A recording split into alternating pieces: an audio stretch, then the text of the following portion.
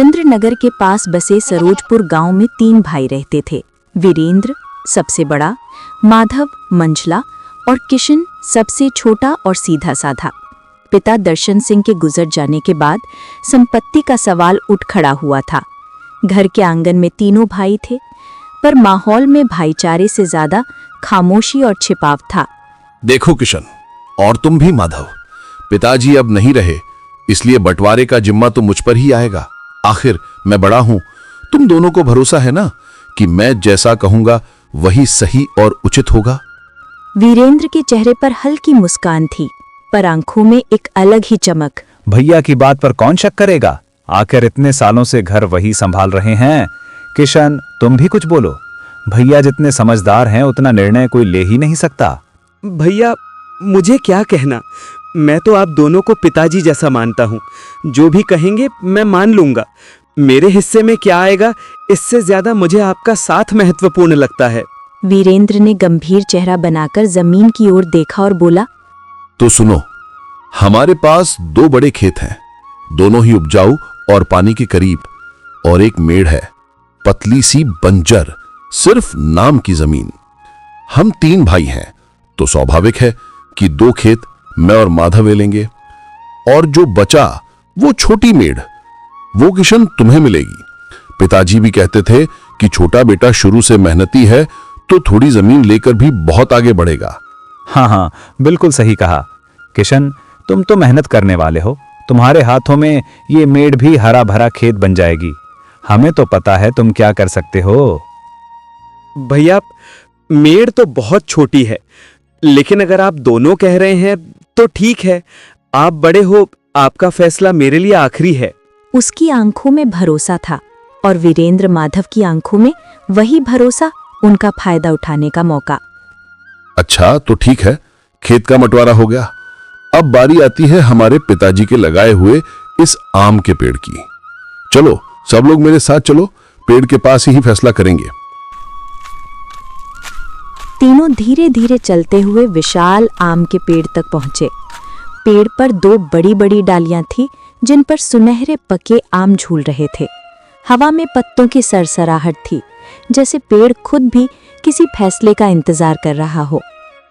देखो दोनों, ये वही आम का पेड़ है जिसे पिताजी ने अपने हाथों से लगाया था। अब इसका भी बंटवारा कर लेते हैं। पेड़ में 2 भारी डालियां हैं और एक मुख्य जड़ है, तो फैसला साफ है। एक डाली मेरी होगी, दूसरी डाली माधव की, और जड़ वो किशन की होगी। बहुत अच्छा, बहुत ही अच्छा फैसला। वीरू भैया, सच कहूं तो आप जैसा सोचते हैं वैसा कोई नहीं सोच सकता। मुझे आपका फैसला मंजूर है।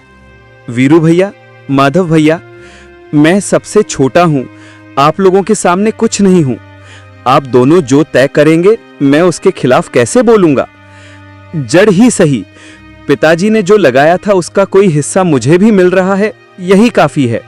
लेकिन सच्चाई ये थी कि किशन की आवाज में एक अदृश्य थकान और दिल का हल्का सा टूटना साफ छलक रहा था। आम के पेड़ का फैसला सुना दिया गया। डालियों पर फल थे, जड़ पर बस मिट्टी। मगर कोई ये समझने की कोशिश नहीं कर रहा था कि जड़ के हिस्से में फल नहीं, सिर्फ बोझ आता है। तीनों वापस घर की ओर लौटने लगे। अब अंतिम और सबसे बड़ा फैसला करना बाकी था, घर का बंटवारा। तो चलो अब इस घर की बात कर लेते हैं। ये घर 4 कमरों का है और ऊपर एक खप्पर की पुरानी छत। फैसला बिल्कुल आसान है, 2 कमरा मेरा होगा, 2 कमरा माधव का, और जो ऊपर की खप्पर की छत है वो किशन की होगी। वाह वीरू भैया, क्या बात कही। किशन तो ऊपर सोएगा, हवा भी आएगी, खुला आसमान भी मिलेगा, हम लोग कमरे संभाल लेंगे। किशन क्या कहता है?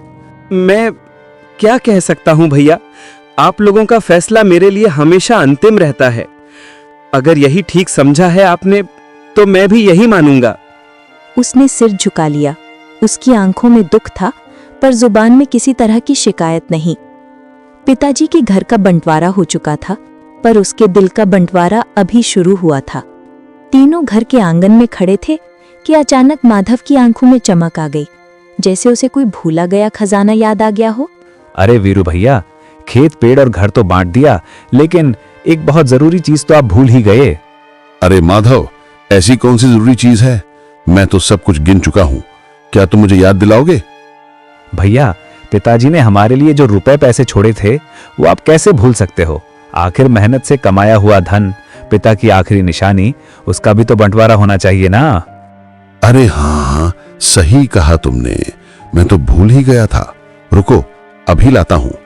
वीरेंद्र तेज कदमों से अंदर गया और कुछ पल बाद एक बड़ा मिट्टी का मटका लेकर बाहर आया। उस मटके में ढेर सारे सिक्कों की खनखनाहट सुनकर उनकी आंखें चमक उठीं। मटका जमीन पर रखा गया। उसमें चमकते हुए नए सिक्कों के साथ साथ कुछ पुराने काले और अजीब धातु वाले भारी सिक्के भी थे, जिन्हें देखकर लगता था कि वे सदियों पुराने हैं।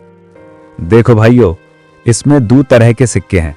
पहले वो जो अभी के जमाने में चल रहे हैं, और दूसरे वो जो दादा के भी जमाने से हैं। भारी हैं, अजीब धातु के बने हुए, कोई कीमत पता नहीं, पर देखने में पुराने खजाने जैसे लगते हैं। तो भैया, अब इन सिक्कों का बंटवारा कैसे करोगे? आप ही फैसला करिए। फैसला बहुत साफ है। अभी के जमाने में जो सिक्के चलते हैं उन्हें संभालने की जिम्मेदारी मैं और माधव उठाएंगे, और जो बहुत पुराने जमाने के सिक्के हैं वो किशन के हिस्से आएंगे। पुरानी चीजों को संभालना आसान नहीं होता, और तुम में धैर्य है, इसलिए वही ठीक रहेगा। ये कहकर दोनों भाइयों के चेहरे पर एक शिकारी जैसी संतुष्टि थी। वीरेंद्र ने पुराने सिक्कों को गिना। 4 ही थे, बस 4। देखो किशन, पुराने जमाने के सिक्के सिर्फ 4 ही हैं।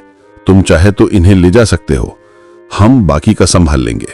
वीरू भैया, माधव भैया, आप दोनों ने सारे रुपए पैसे ले लिए, और मेरे हिस्से में अगर सिर्फ ये 4 पुराने सिक्के ही लिखे हैं तो मैं उससे भी स्वीकार कर लेता हूं।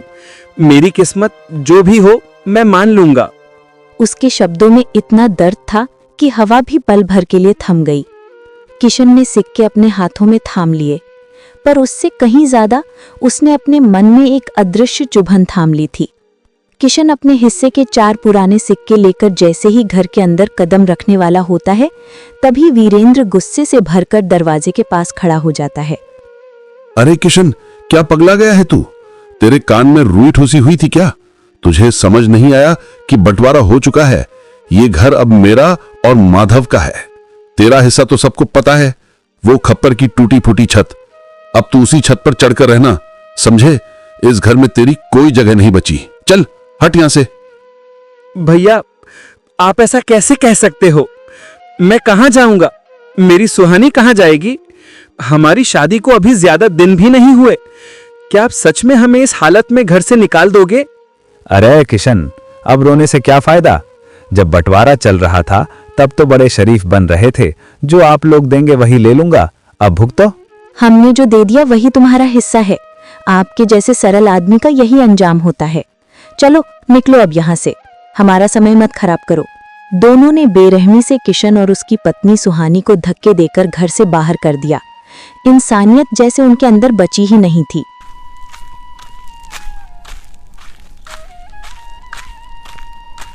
किशन और सुहानी मायूस होकर गांव के तालाब किनारे एक छोटी सी कुटिया बनाकर रहने को मजबूर हो गए। हे भगवान, ये क्या समय आया हमारे ऊपर। ना घर रहा, ना आसरा, और पेट भरने का भी कोई सहारा नहीं। 2 वक्त की रोटी तो दूर, एक रोटी भी नसीब में नहीं। रोते रहिए, रोकर ही शायद सब ठीक हो जाए। कहाँ गई आपकी समझदारी? आपने आंख बंद करके भाइयों की हर बात मान ली, मानो वो भगवान हो। देखिए क्या मिला आपको। खेत में मेड़, पेड़ में जड़, घर में छत, और पैसों में ये 4 कबाड़ जैसे सिक्के। कभी अपनी आवाज उठाई होती तो आज हमारी ये हालत ना होती। सुहानी, वो दोनों मेरे बड़े भाई थे। मैं उनसे कैसे सवाल जवाब करता? पूरी जिंदगी उन्हें सम्मान देना सिखाया गया था। क्या पता था वही सम्मान आज मेरे लिए सजा बन जाएगा। ठीक है, अब जो हो गया वो तो हो गया, लेकिन आगे का क्या? हम खाली पेट कब तक रहेंगे? आप बताएं, हम क्या खाएंगे? कहाँ से लाएंगे रोज का भोजन? हमारा भविष्य क्या होगा? मेरे पास बस एक ही रास्ता बचा है, ये 4 पुराने सिक्के। शायद इन्हें देखकर मुखिया जी कुछ मदद कर दे। अगर इनके बदले 2-4 नए सिक्के मिल जाएं तो आज तो भूखे नहीं सोना पड़ेगा। किशन उन 4 सिक्कों को संभालकर उम्मीद के साथ मुखिया के घर जाता है। अरे किशन बेटा, कैसे आना हुआ? चेहरा इतना बुझा बुझा क्यों है? मुखिया जी, मेरे पास बस ये 4 सिक्के बचे हैं। क्या आप इन पुराने सिक्कों के बदले मुझे कुछ नए पैसे दे सकते हैं? कुछ भी चलेगा, बस आज के लिए थोड़ी मदद कर दीजिए। बेटा, ये सिक्के बहुत पुराने जमाने के हैं, अब इनका कोई चलन नहीं। इनके बदले कोई 1 पैसे भी नहीं देगा।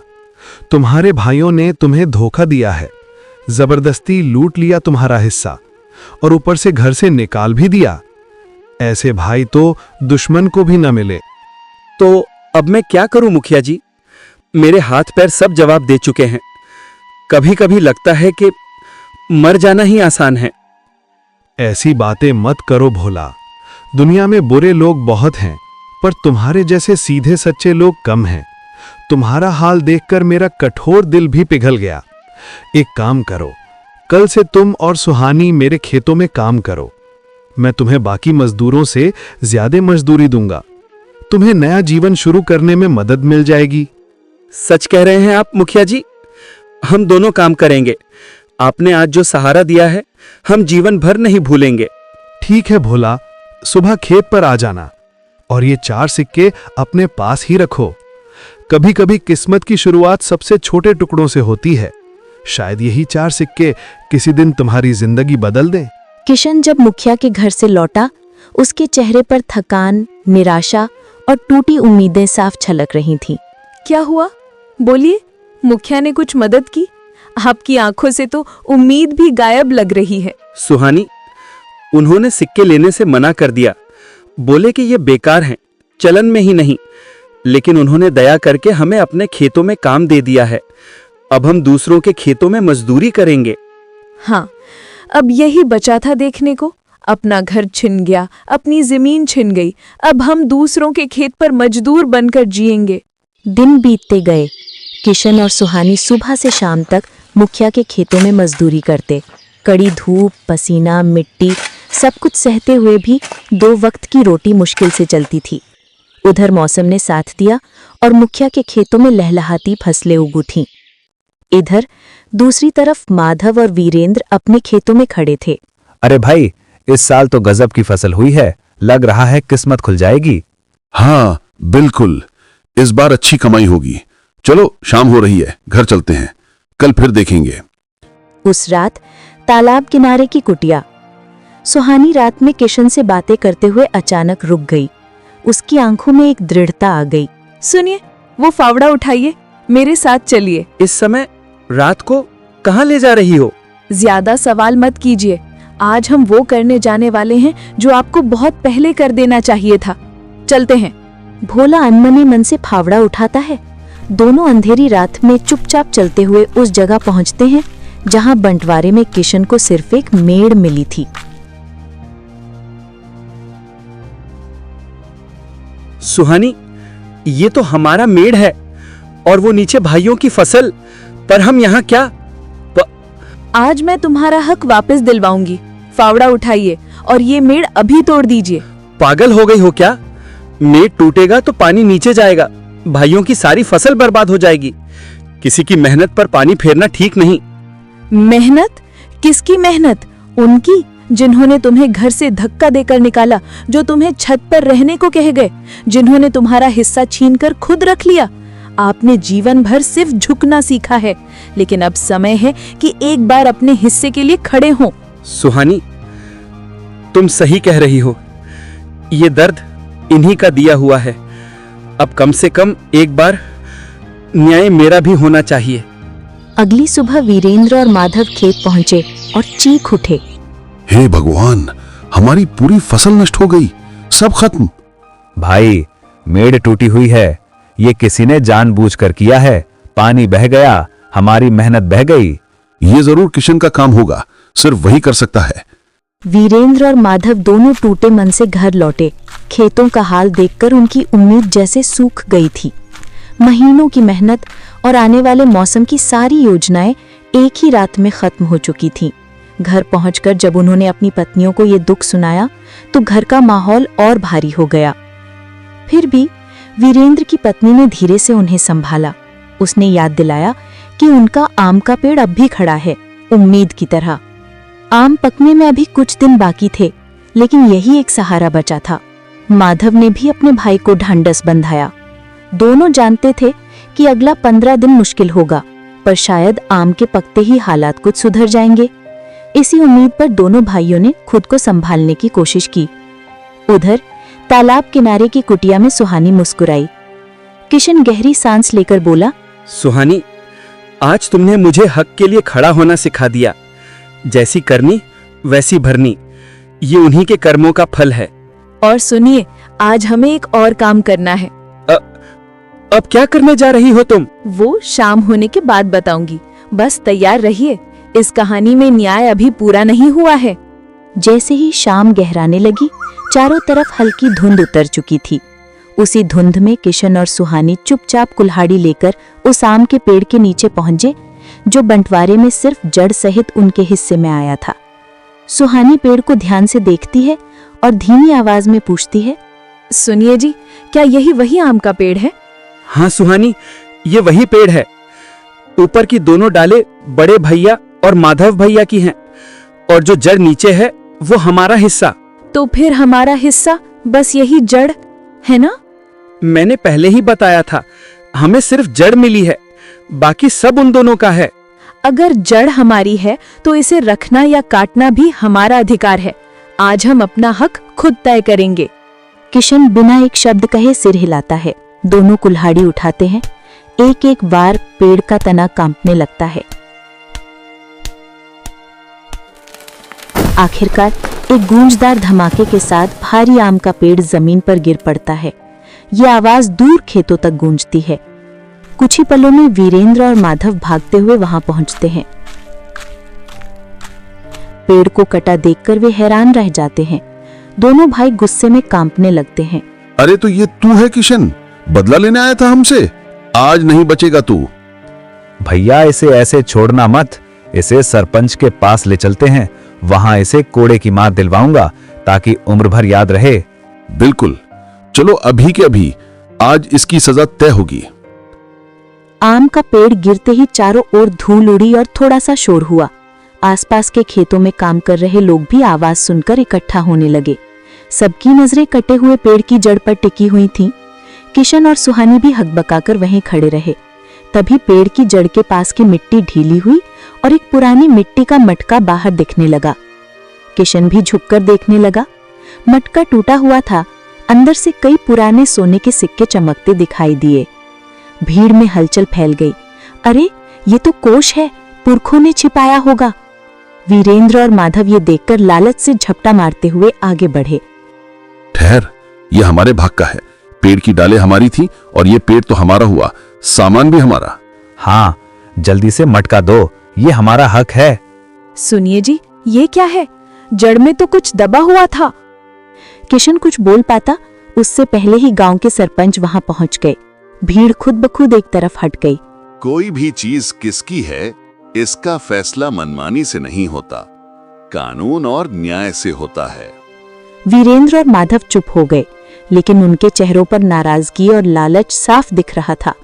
इस पेड़ का बंटवारा तुम तीनों भाइयों में हुआ था। डाल पर फल उगता तो फल तुम्हारा होता, बड़े भाई और मंझले भाई का। पर जड़ किशन की थी और जड़ में छिपा खजाना भी उसी का हुआ। जैसे डाल से निकला फल तुम्हारा हक था, वैसे ही जड़ से निकला सामान किशन का हक है। तुम दोनों ने बंटवारे में लालच दिखाया था, इसलिए पेड़ की जड़ अकेले सबसे छोटे भाई को दी गई थी। भीड़ में सहमति की आवाजें उठी। बिल्कुल सही कहा, हाँ, जड़ तो किशन की ही थी। वीरेंद्र और माधव के चेहरे उतर गए। लालच का रंग धीरे धीरे शर्म में बदलता दिखा। ये मटका, ये सिक्के सब किशन और सुहानी के होंगे, क्योंकि मालिक वही है जिसकी जड़ हो। भीड़ शांत हो गई, पर हवा में एक सुकून था, जैसे किस्मत ने देर से ही सही मगर न्याय कर दिया हो। किशन ने मटका उठाया और सुहानी ने उसकी तरफ मुस्कुराकर देखा। दोनों के चेहरे पर पहली बार सुकून और उम्मीद की चमक दिखाई दी। और यहीं खत्म हुई वो कहानी जिसमें पेड़ की जड़ ने सबसे बड़ा सच उजागर कर दिया कि ईमानदार इंसान का हक देर से मिलता है, मगर चिंता कभी नहीं।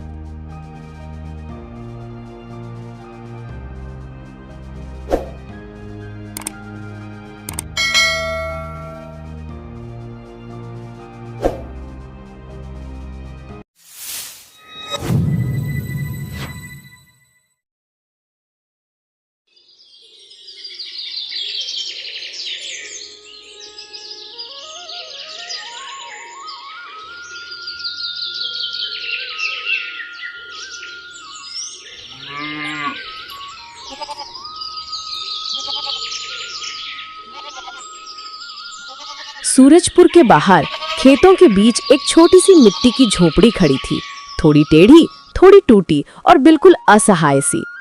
ऊपर तिरपाल की चादर हवा में ऐसे फड़फड़ा रही थी जैसे किसी घायल पंछी के पंख कांप रहे हों। यही घर था गरीब किसान हरिराम, उसकी पत्नी लक्ष्मी जिसे सब गोमती के नाम से पुकारते थे, और 2 बच्चे, 12 साल का रवि और 8 साल की छोटी मीरा का। सर्दियों का मौसम इस बार बेहिसाब कठोर था। हवा रात को ऐसे चुभती जैसे बर्फ की सुइयां शरीर में उतर रही हों। खेतों के ऊपर ओस मोतियों की तरह जम जाती और झोंपड़ी तो जैसे ठंड को अपने अंदर खींचकर और भी ठंडी हो जाती। रात बढ़ रही थी। बच्चों के लिए बिखरी पुरानी दरी बिछाई थी। सुनिए जी, आज की ठंड तो पिछले सालों से भी ज्यादा है। लग रहा है जैसे हवा शरीर के आर पार निकल जाएगी। हरिराम खेत से लौटकर दरवाजे पर ही रुक गया। उसके हाथ पैर बर्फ जैसे जमे हुए थे। सिर से भाप निकल रही थी, थकान और ठंड दोनों की। लक्ष्मी, आज खेत में पानी जम गया, गेहूं के पौधे भी झुक गए हैं। पता नहीं फसल बच भी पाएगी या नहीं। ये सुनकर लक्ष्मी की आंखों में चिंता तैर गई। बच्चे पास बैठे सुन रहे थे। अम्मा, एक बात पूछूं? जब रात को इतनी तेज ठंड हड्डियों तक चुभती है, तो क्या अमीर लोगों को भी यही ठंड लगती है या उनके लिए ठंड भी अलग होती है? कभी-कभी लगता है जैसे ये सर्दी सिर्फ हमारे घर का दरवाजा ही जानती है। ठंड लगती तो सबको है बेटा, ठंड किसी को नहीं बख्शती। बस फर्क ये है कि उनके घरों की दीवारें मोटी होती हैं, हीटर जलते रहते हैं, कंबल नए होते हैं, और हमारे पास बस एक दूसरे की गर्माहट है, एक दूसरे का हाथ पकड़ने का सहारा है। यही हमारा धन है, यही हमारी ताकत, जो किसी ठंड से हारने नहीं देती। अचानक बाहर तेज हवा चली और तिरपाल जोर से हिल गया। उनकी आग की छोटी सी लौ कांपने लगी। लक्ष्मी घबराकर, सुनिए जी, ये हवा अगर ऐसे ही चलती रही तो ये आग भी पल भर में बुझ जाएगी। बच्चों के हाथ पैर पहले ही बर्फ जैसे हो रहे, रात कैसे निकालेंगे? जितनी देर आग जलती रहती है उतनी देर वो थोड़ी गर्मी मिल जाती है, पर ये तूफानी हवा हर बार सब उड़ा ले जाती है। मैं डर रही हूँ। लकड़ियां तो बस इतनी ही बची हैं, जितनी बचा कर रखा था वो भी अब खत्म होने को है। कल जंगल जाना ही पड़ेगा, लेकिन वहां भी अब सूखी लकड़ी मिलना किस्मत की बात हो गई है। लोग पहले ही सारे गिरे हुए पेड़ चुन ले जाते हैं। बचती सिर्फ नमी भरी शाखें हैं जो आग पकड़ती ही नहीं। पर कोशिश तो करनी ही पड़ेगी। बच्चों की ठंड हमसे नहीं देखी जाएगी। रात गहराते गहराते ठंड अपनी पूरी ताकत से उतर आई थी। हवा में नमी थी और मिट्टी की झोपड़ी की छत, जो पहले ही कमजोर थी, ठंड से सख्त और नाजुक हो चुकी थी। हरिया, उसकी पत्नी गोमती और उनके 2 बच्चे लाली और छोटू चारों मिलकर एक पुरानी फटी रजाई में सटकर सोने की कोशिश कर रहे थे। लेकिन तभी छत से बूंदें टपकने लगीं, पहले धीमी फिर तेज। गोमती घबराकर उठ बैठी। सुनिए जी, ये छत फिर से टपकने लगी है। देखिए, ठीक बच्चों के ऊपर बूंद गिर रही है। ठंड तो पहले ही हड्डियों में चुभ रही थी, अब ये पानी भी कमरे को और जमा देगा। कितनी बार कपड़ों से, टोकरी से, बर्तन से रोकने की कोशिश की, पर ये बूंदे की रुकती नहीं। दिल घबरा रहा है बच्चों को ऐसे कांपते देखकर। बाबा, बहुत ठंड लग रही है, कंबल में भी गर्मी नहीं आ रही। ऐसा लग रहा है जैसे हवा अंदर तक चुभ रही है। बाबा, कब रुक जाएगी ये ठंड? बस बिट्टर, बस थोड़ी सी ही रात बाकी है, कट जाएगी। हिम्मत रख, सुबह की धूप आएगी तो सब ठीक हो जाएगा। मैं हूं ना, जब तक ये हाथ तेरे सर पर हैं ठंड तुझे छू भी नहीं पाएगी। बस थोड़ा और सह लेना मेरे लाल। लेकिन असल में रात कट ही नहीं रही थी। जहां जहां से छत टपक रही थी वहां नीचे मिट्टी दलदल जैसी हो गई थी। गोमती की आंखों में चिंता साफ दिख रही थी। ठंड और नमी में रात बिताने का असर बच्चों पर साफ दिख रहा था। छोटू को तेज बुखार था, लाली की खांसी बढ़ चुकी थी, गोमती की आंखें भर आईं, बच्चों का बुखार उतर नहीं रहा था।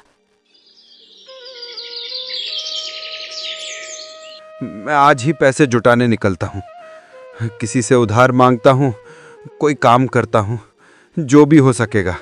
हरिया पूरे दिन गांव के चक्कर लगाता रहा। किसी के खेत पर मजदूरी मांगी, किसी से उधार की गुहार लगाई, किसी ने वादा किया, किसी ने टाल दिया और अधिकतर ने कहा, अरे हरिया, अभी तो अपने ही हालात खराब हैं। दिन भर की थकान है, घर में राशन भी कम पड़ा है, ऊपर से ये ठंड सर पर सवार है। हमसे अभी किसी की मदद नहीं हो पाएगी, बाद में देखेंगे। जब हालात थोड़े संभल जाएंगे तब सोचेंगे। अभी तो अपने ही हाथ पैर जम रहे हैं, किसी और के लिए क्या करें। थका हारा हरिया शाम को वापस आया, हाथ खाली, दिल भारी। गोमती समझ गई, उसने पूछा भी नहीं। लेकिन उस रात फिर वही हुआ, टप टप टप। इस बार पानी ज्यादा था और हवा ठंडी। चारों एक जगह सिमट कर कांप रहे थे। बच्चे मुंह से भाप छोड़ते हुए सोने की कोशिश कर रहे थे। और तभी हरिया के मन में एक कड़वा लेकिन हिम्मती विचार आया। उसने धीरे से कहा, गोमती, कल से हम यहीं नीचे नहीं सोएंगे। क्यों जी, फिर कहाँ? हम सब छत पर सोएंगे। छत पर? इतनी ठंड में? हाँ, नीचे टपकती छत ने बच्चों को बीमार कर दिया है।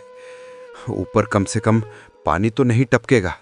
और रही बात ठंड से बचने की, तो ठंड से बचाने को मैं कुछ जुगाड़ कर लूंगा। गोमती उसकी मजबूरी, उसका दर्द सब समझ गई।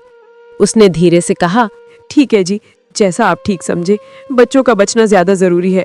अगली शाम गांव पर ठंड की एक नई लहर उतर आई थी। हवा इतनी सर्द थी कि सांस लेने पर फेफड़े चुभते से लगते थे। आसमान में काले बादल जमा थे और सुबह से ही हल्की फुआरें, बारिश और बर्फ की मिश्रित बूंदें गिर रही थीं। हरिया ने घर के बाहर रखी टूटी चारपाइयां और फटे बोरे उठाए। गोमती बच्चों को कंबल लेकर तैयार थी। गोमती ने चिंता से पूछा, सुनिए जी, सच में छत पर सोना ठीक रहेगा? गोमती, नीचे पानी हमारे बच्चों की जान ले लेगा, ऊपर कम से कम टपकता पानी नहीं है। हरिया रुका। उसकी पलकों पर भीगी ठंड की बूंदें चिपक गईं। उसकी आवाज में डर भी था और पिता की हिम्मत भी। छत मिट्टी की थी, कुछ जगहों पर पुआल दबा हुआ था, लेकिन रात के लायक बिल्कुल नहीं थी। ठंडी हवा सामने से ऐसे आती थी जैसे किसी ने बर्फ का थैला फाड़कर उनके ऊपर फेंक दिया हो। छोटू कांपते हुए बोला, बाबा, यहाँ तो बहुत ज्यादा ठंड है। सांस लेते ही ऐसा लगता है जैसे धुआं अंदर जा रहा हो। कंबल में छुपकर भी गर्मी नहीं मिल रही। मेरे पैर तो पूरे सुन्न हो गए हैं। बाबा, थोड़ा और पास बैठा लो ना, डर लग रहा है इस ठंड से। अम्मा, मेरी उंगलियां जम रही हैं। देखो ना, मैं हिला भी नहीं पा रही। ठंडी हवा ऐसे लग रही है जैसे सुई चुभ रही हो। अम्मा, आप मुझे अपनी गोद में ले लो। आपकी गर्मी में शायद थोड़ी देर के लिए ये ठंड रुक जाए। गोमती का दिल टूट गया। उनके पास बच्चों को समझाने के अलावा कोई रास्ता नहीं था। वो उन्हें अपने आंचल में सटाकर बोली, धीरे रहो बेटा, अभी तुम्हारे बाबा देख रहे हैं ना, कुछ ना कुछ जुगाड़ करेंगे। हरिया ने पुराने बोरे, फटी चादरें और सूखे पुआल का इस्तेमाल करके चारों के लिए लेटने की जगह बनाई। उसने बोरा लपेटकर छत के किनारे पर बांध दिया ताकि हवा सीधे न लगे। पर हवा इतनी तेज थी कि बोरे फड़फड़ा उठे, फट फट फट। अचानक आसमान से ठंडी बर्फ जैसे छोटे छोटे गोले टुकड़े गिरने लगे। ओले। छोटू डरकर चीख पड़ा, अम्मा, मेरे ऊपर कुछ गिरा। डर मत बेटा, मैं यहीं हूँ। सुनिए जी, ये तो बर्फ जैसी मार रही है, बच्चों को चोट लग जाएगी। हरिया ने आसमान की तरफ देखा। काली रात, तेज हवा, ओलों की बरसात और बीच में उसका परिवार जिसे वो हर हाल में बचाना चाहता था। उसने अपनी फटी शॉल बच्चों के ऊपर फैला दी, खुद ठंड में कांपता रहा। गुमती की आंखें नम हो गईं। आप ठंड से जम जाएंगे। सुनिए जी, ये शॉल आप भी ओढ़ लीजिए।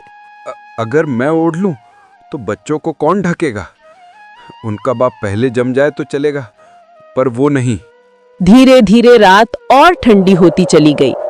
हवा से बच्चों की सांसें तेज होने लगी। रात कट रही कि ओलों की मार, तूफानी हवा और हड्डियां जमा देने वाली ठंड के बीच वो परिवार एक दूसरे से चिपककर जिंदगी से लड़ रहा था।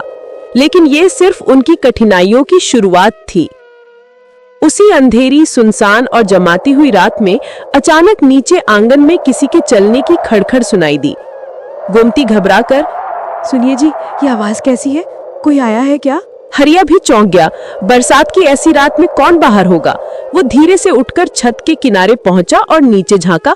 एक बुजुर्ग आदमी, गीले कपड़े, कांपता हुआ, अपने हाथों पर एक पुरानी पोटली लिए दरवाजे के पास खड़ा था।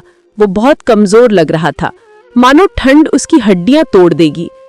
हरिया ने पूछा, कौन हो बाबा, इतनी रात को? बेटा, रास्ता भटक गया हूँ। शहर जा रहा था, ठंड सहन नहीं हो रही। जरा छत मिले तो रात कट जाए। सुनिए जी, बेचारों की हालत बहुत खराब है, इन्हें बुला लीजिए। हरिया ने सोचा, उनके पास खुद ओढ़ने को कुछ नहीं, लेकिन फिर भी किसी को मरने के लिए कैसे छोड़ दें। बूढ़े की आंखों में दर्द, भूख और थकान साफ झलक रही थी। आ जाइए बाबा, ऊपर छत पर हम ही लोग हैं, जितनी जगह है बांट लेंगे। हरिया ने अपनी फटी शॉल आधी करके उसका एक हिस्सा बूढ़े के कंधों पर डाल दिया। बूढ़े की आंखें भर आईं। बेटा, खुद ठंड में कांप रहे हो, फिर भी मेरा ख्याल।